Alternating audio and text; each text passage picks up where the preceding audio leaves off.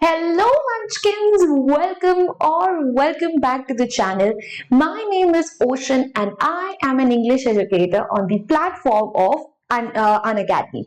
So guys देखो, मुझे पता है कि आपके राइटिंग सेक्शन में स्पीच राइटिंग और डिबेट राइटिंग ये तो ऐसे टॉपिक्स हैं जिसमें हर बार आपके नंबर कटते होंगे और हर बच्चा यही वंडर करता होगा कि भाई ऐसी क्या तिगड़म हम अपनाएं जिसकी मदद से हमारे इन क्वेश्चंस में भी फुल मार्क्स आ सके। तो अगर आपको भी वो सारे सीक्रेट टिप्स जानने हैं which can help you score full marks in speech writing, तो प्लीज इस वीडियो को एंड तक जरूर देखिएगा, because this video is coming from someone who has been a state level debater who has participated in a lot of speech competitions during her college and school days, and trust me, I have won many certificates and medals for it as well. तो मैं अपने experience से आपके साथ कुछ ऐसी चीजें share करने वाली हूं जो कि गारंटीड आपको हेल्प करने वाली, क्योंकि पर्सनली आई थिंक कि स्पीच राइटिंग एक ऐसी चीज है जो कि सिर्फ आपको आपके क्लास 11 की इंग्लिश एग्जाम में नहीं बल्कि उसके आगे भी बहुत हेल्प करती है, बिकॉज कम्युनिकेशन स्किल्स को रिफाइन करने के लिए ये चीजें बहुत इंपॉर्टेंट है। तो प्लीज भाई इस वीडियो को देखना बहुत ज्यादा जरूरी है। And before I move with anything else, जल्दी से वीडियो को लाइक और चैनल को सब्सक्राइब कर दीजिए। तो भाई I think we should get started. Ma'am ने बहुत चपर चपर कर ली है। सो भाई देखो, सबसे पहली बात क्या है, अब काहे नहीं चल रहे हो तुम? आज तो इनका मैंने सेल बदला है, ये अभी भी चलने को रेडी नहीं है। अभी हम देखते हैं इसका।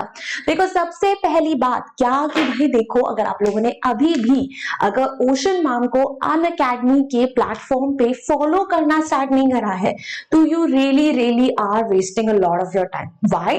बिकॉज हम लोग प्लेटफॉर्म पे आपके लिए इतनी सारी अमेजिंग चीजें लेकर आते रहते हैं, वो भी एब्सोल्युटली फ्री ऑफ कॉस्ट। वहां पे हम आपको बेसिकली जो है फ्री में नोट्स देते हैं, वहां पे हम क्वेश्चंस प्रैक्टिस करते हैं, बल्कि स्पीच राइटिंग का एक पूरा डिटेल्ड हमने सेशन भी ले रखा है। तो प्लीज जरूर जाके फॉलो करना। फॉर सम रीजन ओके काम कर रहा है। आई थिंक देखो, इंडियन पेरेंट्स का थोड़ी हर जगह काम आता है, ठोक पीट के बाद बनी जाती है। सेल बदला नहीं माना, ठोको पीटो। अब देखो आज का डोज ऑफ मोटिवेशन ले लेते हैं ताकि हम फुल मोटिवेटेड होकर पूरी वीडियो देखें। So to succeed in life you need 3 things, a wishbone, a backbone and a funny bone. कि अगर लाइफ में सक्सीड करना है तो अपने अंदर एक चाह होनी चाहिए कि हमें कुछ अच्छा करना है। फिर बैकबोन यानी एक स्पाइन होना चाहिए कि अपना स्टैंड लो, डिटर्मिनेशन दिखाओ, और एक फनी बोन होनी चाहिए। क्यों? बिकॉज लाइफ में अगर हर चीज इतना सीरियसली लेते रहोगे तो लाइफ तो चलने से रही बाऊ भैया। तो इसी डोज ऑफ मोटिवेशन के साथ आगे बढ़ते हुए आज की वीडियो की शुरुआत करते हैं, and let's get started with the tips for writing a perfect speech. Now bhai, tip number 1, please make sure that the language you use is suitable as per your standard. Using complex vocabulary is not advisable. अब ये पहली ही tip ऐसी है जिसको सुनकर बच्चे बोलेंगे हायला ये क्या हो गया, कि मतलब हमने तो सोचा था कि अगर आपको अच्छे नंबर चाहिए इंग्लिश में तब तो आपको शशि थरूर लेवल टाइप आनी चाहिए वोकैबुलरी, उसके बिना बात कैसे बनेगी। तो बेटा ये आपकी बहुत बड़ी गलतफहमी है। ठीक है, आपको बस ऐसी लैंग्वेज का इस्तेमाल करना है विच मैचेस योर स्टैंडर्ड। मतलब आप क्लास 11th में हो तो ऐसा लगे कि क्लास 11 के बच्चे ने वो स्पीच लिखी है। You do not have to use very complex vocabulary, especially if you are not really confident about the context of that word. क्यों? क्योंकि English is a very context sensitive language. कौन सा word कहाँ use होगा, as an adjective, as a verb, as a noun, उसके आगे क्या preposition आएगा, कोई article उससे पहले आएगा या नहीं, इन सब चीजों को ध्यान रखना बहुत जरूरी है।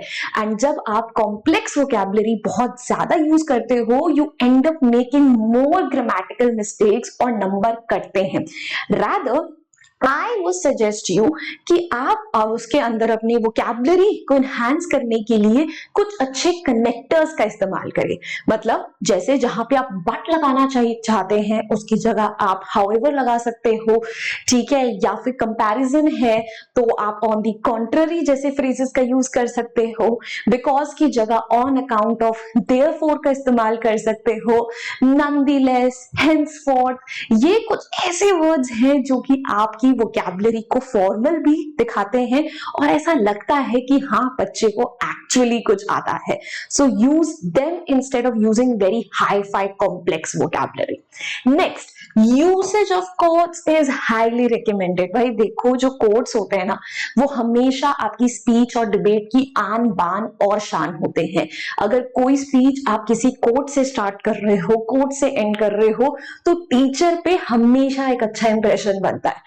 However, I do understand that कि हर एक टॉपिक से रिलेटेड कोड तो आपको याद नहीं होगा। सो मेरा सजेशन है that you learn some general codes जो कि हर जगह फिट हो जाते हैं। जैसे आप एक आध मोटिवेशन का कोड याद रख लो, ठीक है, वो हर जगह लग जाता है। ठीक है, आप कुछ साइंस से रिलेटेड कोड्स याद कर सकते हो जैसे necessity is the mother of invention. ठीक है, आप कुछ इन्वायरमेंट से रिलेटेड कोड याद कर सकते हो बिकॉज ये चीजें बहुत एग्जाम में पूछी जाती हैं। Something related to hard work, determination. ये कुछ जनरल कोड्स हैं जिन्हें आप फिट कर सकते हो। कुछ ऐसे कोड्स जो कि किसी चीज के एडवांटेज एंड डिसएडवांटेज का कंपैरिजन बताएं। For example like every coin has it two sides.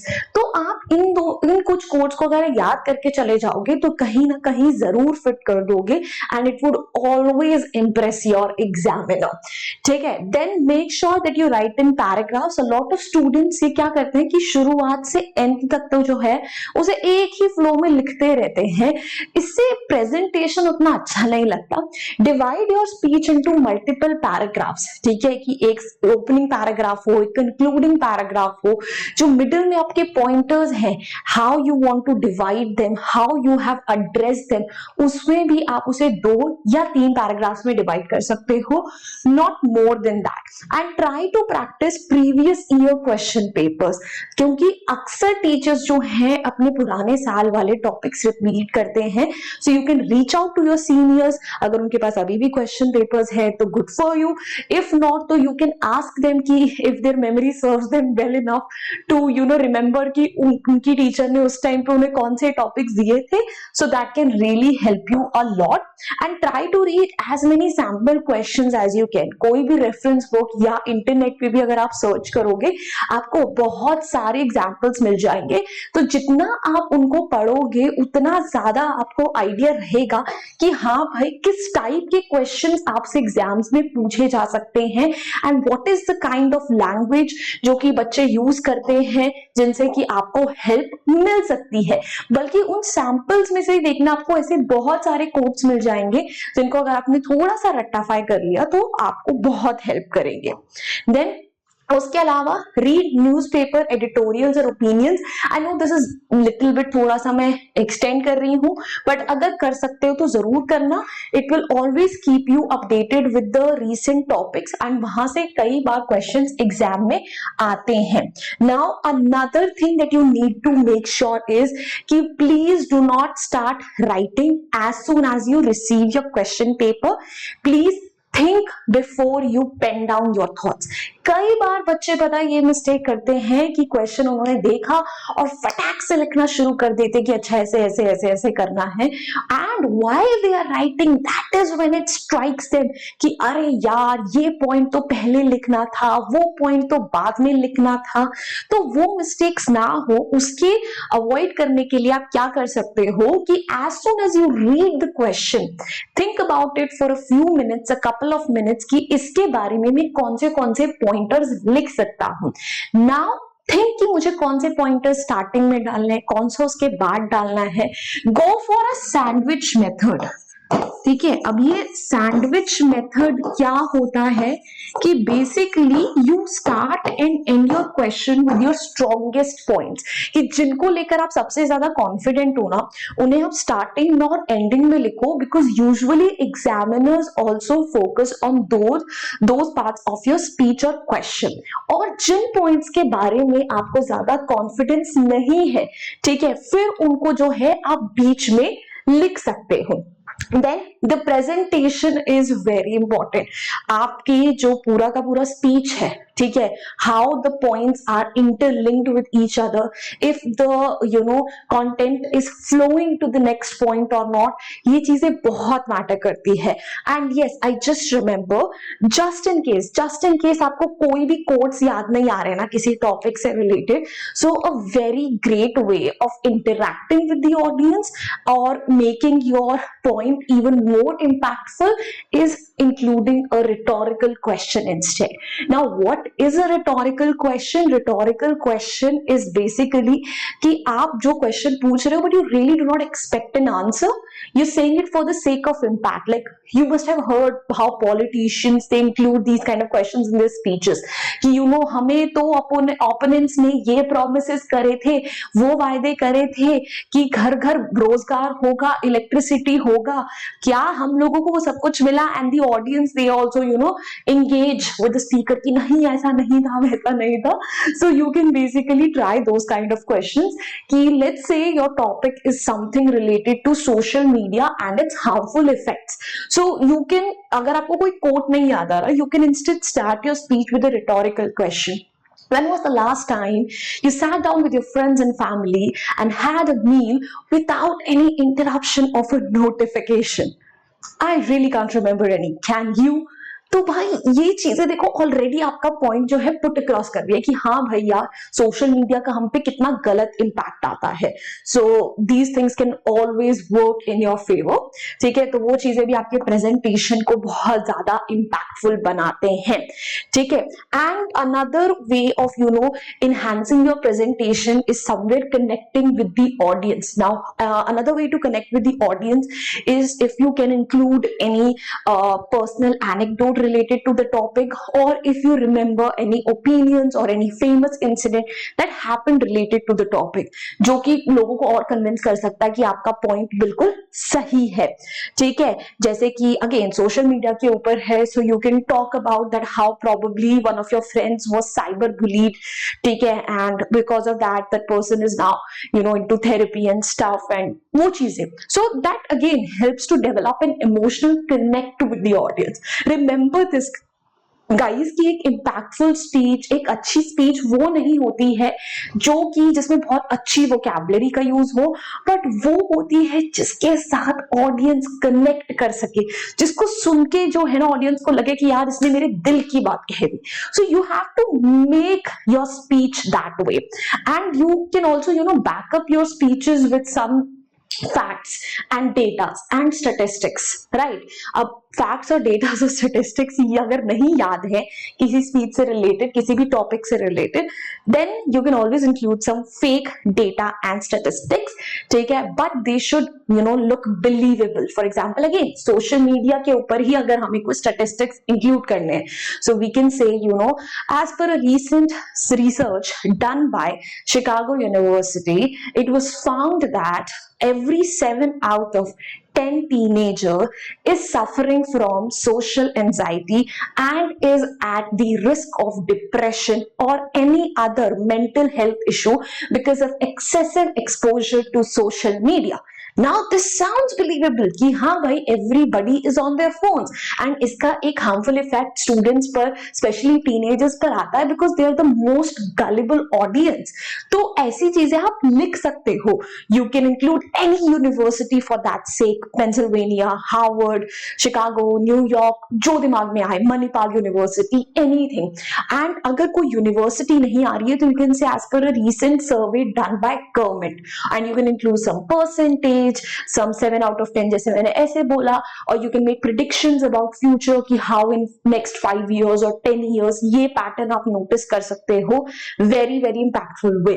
And then last but not the least, please do make sure that you check your content for grammatical accuracy and spellings, because a lot of times it happens कि बच्चे stupid mistakes करके आ जाते हैं, and क्योंकि उन्होंने revision नहीं करा, they were not able to spot it in the first place. So I'm pretty sure you don't want to end up making those mistakes, so please revise जरूर करना.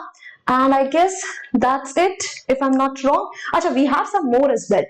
Next, please leave an adequate number of lines between paragraphs to make it look clean. ये बहुत जरूरी है, especially for those students जिनकी handwriting अच्छी नहीं है. ठीक है, एक legible, ठीक है, राइटिंग तो लिख कर आओ, पैराग्राफ्स के बीच में स्पेस है, वर्ड्स के बीच में स्पेस है, ताकि टीचर के लिए पढ़ना आसान हो. Also if there are any points that you have mentioned in your speech जो कि आप हाईलाइट करना चाहते हो, please make sure to underline them. ठीक है, ताकि आपकी टीचर की नजर डायरेक्टली उन पॉइंट्स पर जाए. And always have a general few quotes in handy. ये तो मैं आपको ऑलरेडी बता चुकी हूँ ये कितने ज्यादा जरूरी है, और बाकी चीजें जिनसे इम्पैक्टफुल हो सकता है वो भी हम कवर कर चुके हैं. So I think that's more than enough tips for you to be able to write a perfect speech. अगर इसके बाद भी तुम गड़बड़ कर रहे हो ना, तो प्लीज आ जाओ एप्लीकेशन पर. फ्री ऑफ कॉस्ट मैंने पूरा डिटेल सेशन लिया है इस टॉपिक पर. नोट्स मिल जाएंगे, एक्स्ट्रा टिप्स मिल जाएंगी, किसी लाइव सेशन में आके तुम अपने डाउट्स भी पूछ सकते हो, और सब कुछ फ्री ऑफ कॉस्ट है. So go ahead, download the application and follow Ocean ma'am right now. And yeah that's it. Now guys, अगर आपको वीडियो अच्छी लगी है, हेल्पफुल लगी है, तो please go head, hit the like button, share it with your friends, and do not forget to subscribe to our channel. I'll see you guys next time. Until then, bye bye, hasta la vista. फिर मिलेंगे पढ़ते पढ़ते. Bye guys.